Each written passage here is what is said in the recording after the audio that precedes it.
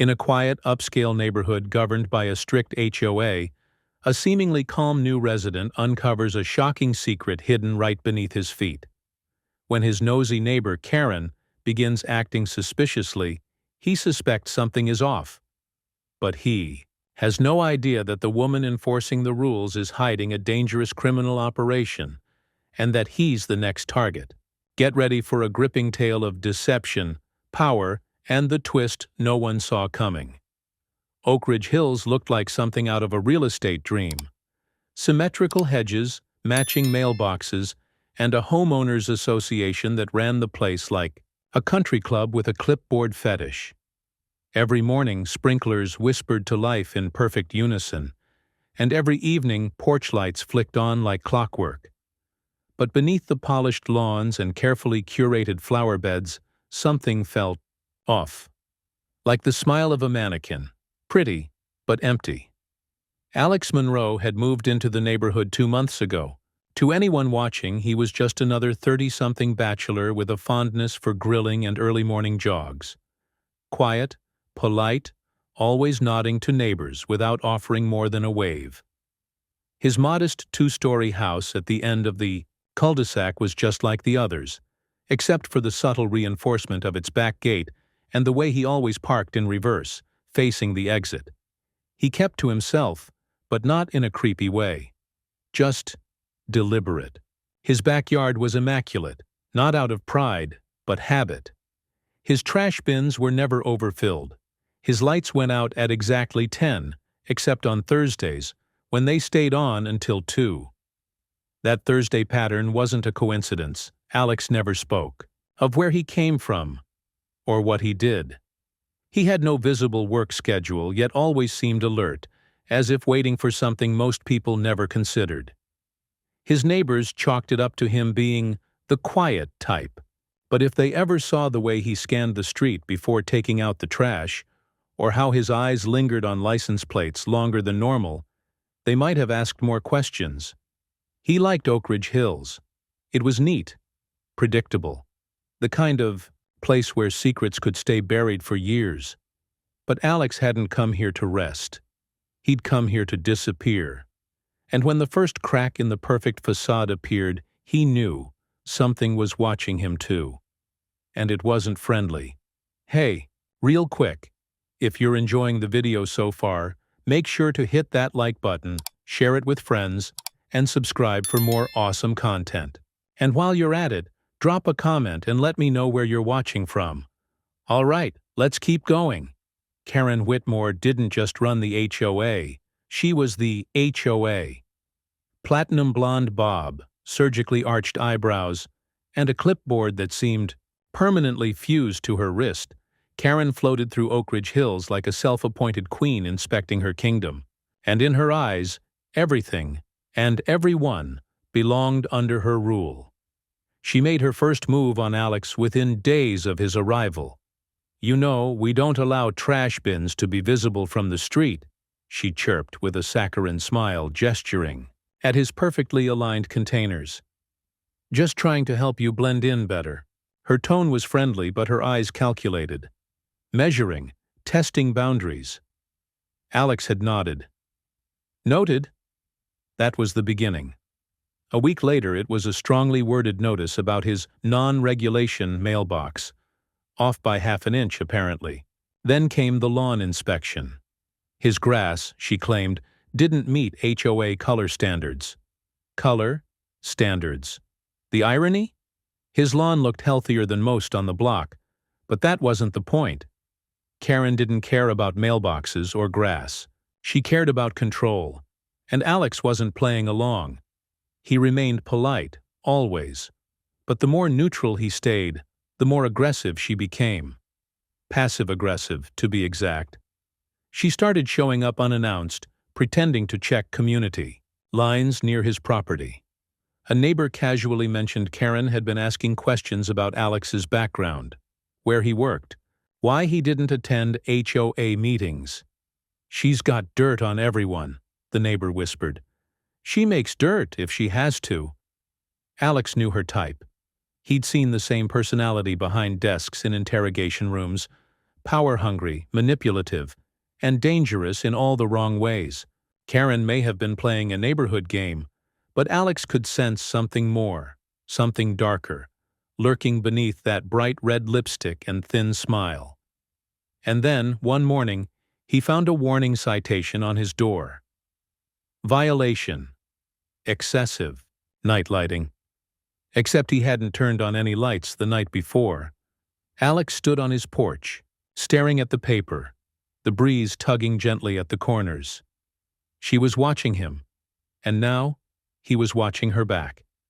It started with a letter, unsigned, typed, folded with surgical precision. Concerned neighbor, the return address read, in blocky font. Inside, a short, cold message. You're being watched. Clean up your act, or we will. No name. No details. Just that. Alex read it twice, then burned it in the kitchen sink. Days later, he caught the faint scent of chemicals, near the back fence. Not the usual waft of fertilizer or pool cleaner. This was sharper, synthetic, familiar. It clung to the morning air like a warning.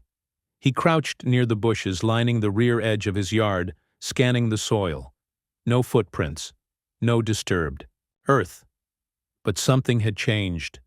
The neighbors had changed too. The couple next door, once chatty and passing, now barely met his eyes. A teenager down the street used to skateboard past his driveway every afternoon. Now he took a long detour. Conversations paused when Alex stepped outside. Eyes followed him from windows just a second too long. He didn't like it. Another anonymous citation arrived, this time from the HOA. Suspicion of unauthorized gardening. Alex stared at it, incredulous. He hadn't touched the yard in a week. He called the number on the notice, and Karen's voice greeted him with syrupy concern. "Oh dear. I'm sure it's just a misunderstanding," she said, clearly amused. "But you know, Alex, rules are rules. We must maintain standards." He hung up before she finished the sentence. That night, he stayed awake, watching, listening. Around 2:13 a.m. he heard it, the faintest rustle by the fence. Not wind, not an animal. Deliberate movement. He slipped to the back door, barefoot, silent. By the time he reached the yard, it was empty again, but something metallic glinted in the dirt, a paperclip. Bent into a crude hook. He picked it up, jaw tightening. Something was happening, not just Karen's petty vendetta, but something orchestrated, deliberate. Someone wanted him gone, and they were getting bolder. Alex didn't waste time. By the next morning, a pair of motion-triggered trail cameras were hidden among the hedges, and roofline, silent, infrared, and masked by foliage. He'd used these in far worse places than a suburban backyard. Each device fed to a cloud backup and a locked hard drive in his garage. No one in Oak Ridge Hills would ever suspect they were being watched, except maybe Karen. That night the air was still. No wind, no traffic, not even crickets. Alex sat in the darkened living room, one eye on the live feed, the other on the backyard. Hours ticked by. Then, 2:17 a.m., movement. The hedge near the back fence rustled. The camera lit up in grayscale. A figure, partially obscured, crouched, low, slipped into frame for less than 2 seconds. Then, gone. No face. No defining features. Just the shadow of someone who knew how to avoid being seen. Alex leaned forward, replaying the footage in slow motion. Whoever it was had hugged the blind spot between cameras, almost as if they knew the layout. But there was one mistake, a brief reflection. Light bouncing off what looked like a watch or bracelet. They were close. Too close. He crept outside, barefoot on the cool grass, flashlight off. Every step calculated. He scanned the bushes, the fence line. Nothing. But then he saw it. A fresh smear of mud along one of the boards, about knee-high. Someone had pressed against it recently. He brushed it with gloved fingers. Still damp, he turned sharply at the faint sound of gravel shifting behind him. Then, silence. Back inside, he froze the video and zoomed in on the glint, silver, angular, narrow band. Karen wore something similar. HOA meetings, morning walks. Always polished. He stared at the screen, his gut twisting. Was she really just a nosy neighbor? Or was this deeper? A message? A warning? Alex rewound the clip again. That movement wasn't random.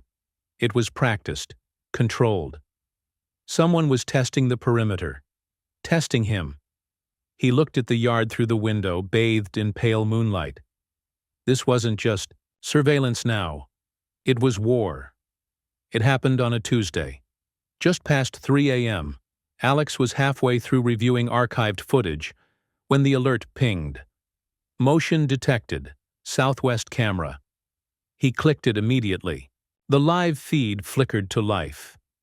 There she was, Karen, crouched low, her platinum bob glowing faintly under moonlight. Clipboard gone, replaced with latex gloves. She moved with surprising speed, looking over her shoulder every few seconds. Then, she reached into a plastic grocery bag and pulled out a smaller item, wrapped in black tape, barely the size of a paperback. Alex leaned closer, heart steady but eyes sharp.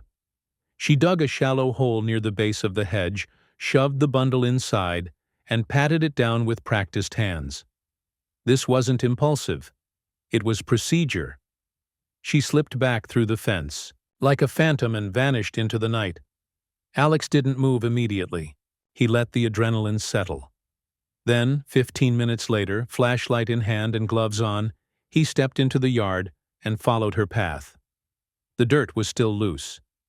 He brushed it aside carefully, his pulse ticking like a metronome. Seconds later, his fingers hit plastic. He pulled the bundle out and sliced it open. A vacuum-sealed bag of white powder glinted under the beam. Cocaine, not sugar. Not a prank. This was real, and high grade. The kind he'd seized in raids more than once. His jaw clenched. This wasn't harassment anymore. It was a setup. A trap designed to get him locked up, or worse. And Karen? She wasn't just playing neighborhood cop anymore. He took the bag inside and placed it on a steel tray in his locked garage, snapping photos from every angle. His mind raced through possibilities. Who plants drugs in a federal agent's yard? Unless they don't know. He's federal, or worse. What if they do? He sat back, eyes narrowed. There were two possibilities. Either Karen was trying to frame him as part of some personal vendetta, or she was part of something bigger. A front, a smokescreen. HOA tyrant by day, something else entirely by night, and then it hit him. Karen hadn't flinched once during their previous confrontations. She wasn't afraid of him, not even suspicious. Until now. She had no idea who he really was. But soon she would, and she was going to regret digging in his yard. Alex didn't confront Karen. Not yet. Confrontation was what she wanted. Something loud and chaotic that could spin in her favor. He'd seen people like her twist the truth with a single smile. But he wasn't just a neighbor with a grudge. He was trained for shadows. And now, he was hunting in his own backyard. By the next morning, the bag of cocaine had been logged, sealed, and sent discreetly to an old contact at the DEA's regional lab. No questions, no paperwork yet, just a favor from a friend who owed him more than one. Within 36 hours, the results came back. Colombian cut, laced with levamisole, bulk smuggling, grade. This wasn't recreational stuff. It was product meant for distribution, wholesale, and it hadn't been in storage long. Karen hadn't just planted it. She'd had access to it. That changed everything. Alex began digging, not just into the dirt this time, but into public records. He traced property deeds, HOA financials, and neighborhood security expenditures. It all looked clean. Too clean. But a shell company kept popping up on repair invoices and landscaping services. Crestwave Solutions, LLC. On paper, it was a local contractor.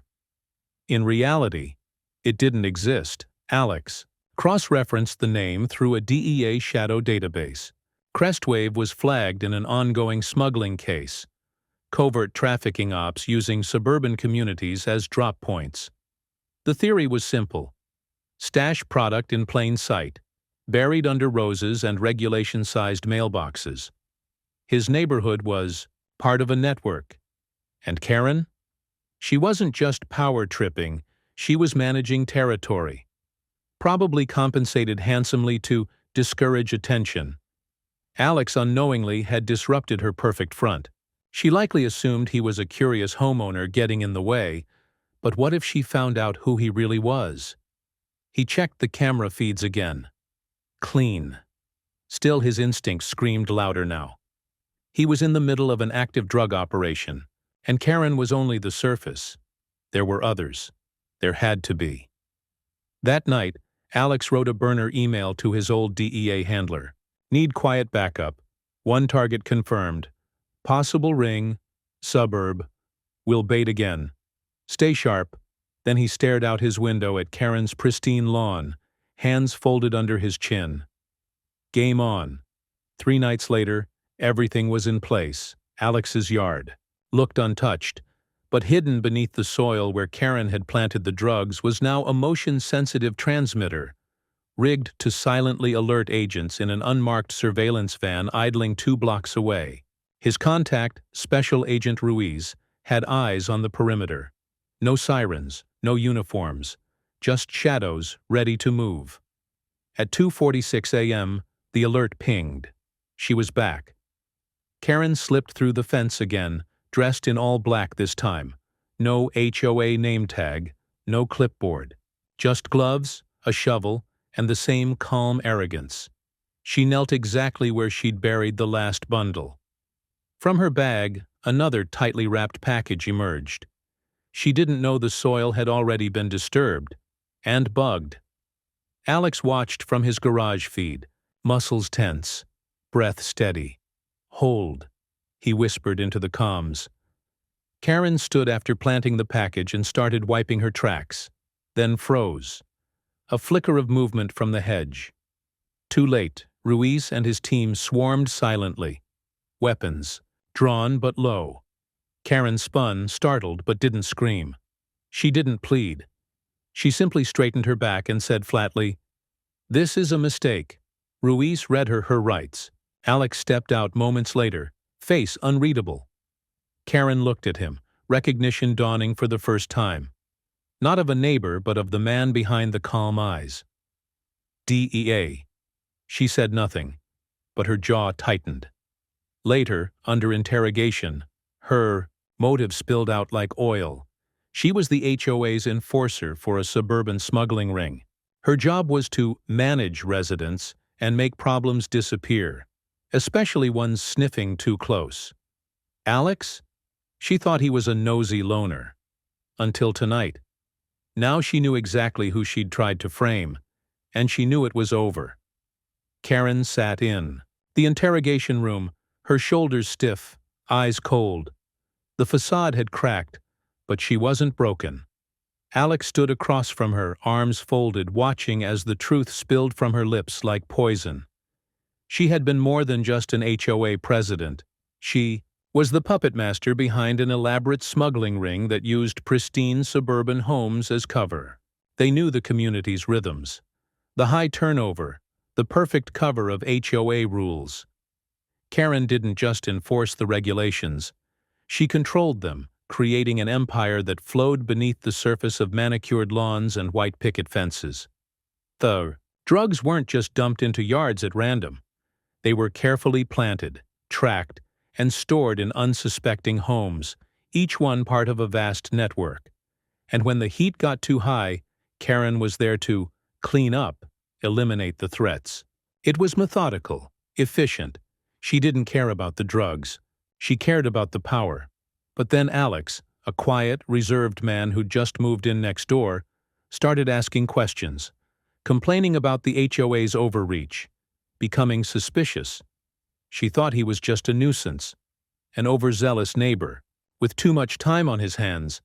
But then she'd found out who he really was. The calm, unassuming neighbor wasn't just a disgruntled homeowner. He was DEA. The panic in her eyes now was unmistakable. She knew she was caught. But it wasn't just fear of going to jail. It was something deeper. Something Alex could see. She was scared of who might come for her once the investigation fully unfolded. Alex met her gaze one last time. No words, no sympathy. Justice had been served. But for Karen, it was never about the drugs. It was about the control she'd lost, and it had all unraveled because of him.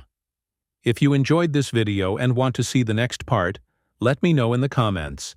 Don't forget to like, share, and subscribe to stay updated. See you in the next one. Your support means the world.